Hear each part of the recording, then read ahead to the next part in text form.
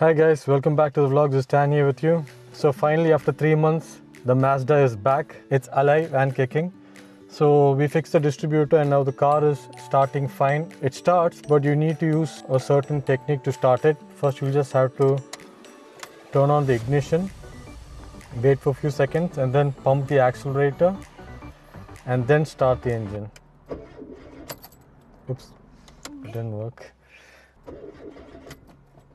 No, why isn't it starting? Oh yeah, it started. It's struggling a bit, but it started.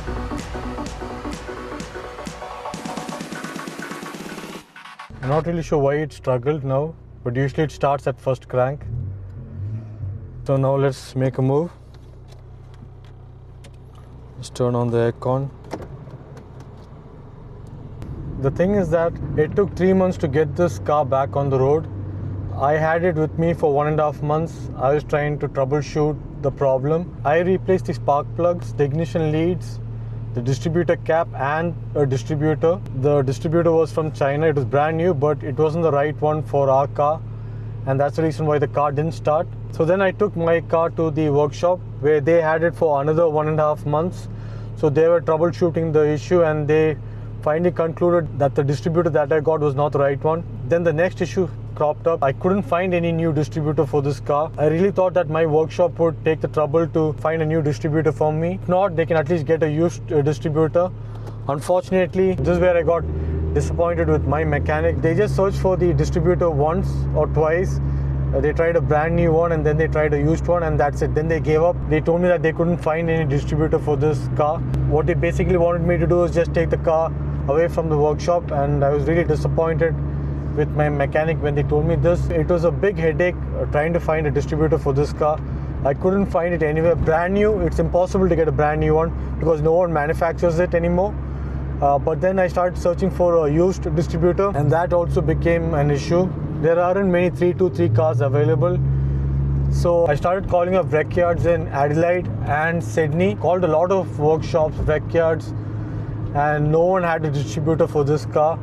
And it came to a point where I was contemplating just dumping this car at a wreck yard and get whatever money I would get out of it. I was that frustrated trying to source the distributor for this car. Unfortunately, after 5-6 attempts, I found one wreck yard in Sydney, which was I think around 3 hours away from my place. It was an OEM distributor, but it was a working distributor, so I finally grabbed it. It cost me I think $285 for that distributor. So I gave this distributor to my mechanic and this distributor solved the starting issue. The car started immediately. Since I replaced everything else before the distributor, I know that the weak link for the starting issue on this car is the distributor. So in future, if I have a starting problem again, I know that it would be the distributor for sure because that's the really oldest part in the ignition system. Everything else is brand new, so that is a relief, I guess. So also we had another problem with the car. When the car was at the workshop, they identified that the car was also beginning to heat. It was heating up only after 1 hour of driving. The heating issue was only happening with the aircon off. So it had to be a fan switch because the fan switch was turning on when the aircon was on. But with the aircon off, the fan switch wasn't turning on and that's why the car was overheating. I also found another issue with the mechanic when the car was at the workshop. They actually used the wrong coolant for this Mazda 323. They were using a red coolant and I think that was also one of the reasons why the car was getting heated. I think so. Maybe it started getting clogged up in the coolant system. Thing was, I don't know why they were using a red coolant. So the ethylene glycol green coolant is the correct coolant for our Mazda 323. I actually identified this problem and I told them to flush the whole system. And I bought the green coolant for them so that they don't make the same mistake again. And then they flushed the system, the whole system 2-3 times and they used the green coolant. And so again, I was disappointed with the mechanic for doing this mistake. They also replaced the fan switch and the thermostat. But that wasn't solving the heating issue. I think they installed the temperature sensor or the thermostat wrongly because the mechanic then told me to go take it to the electrician. When I took the car to the electrician, the car was working fine, there was no issue. So I think when they reinstalled the sensors, the thermostat or the temperature sensor, it fixed the issue.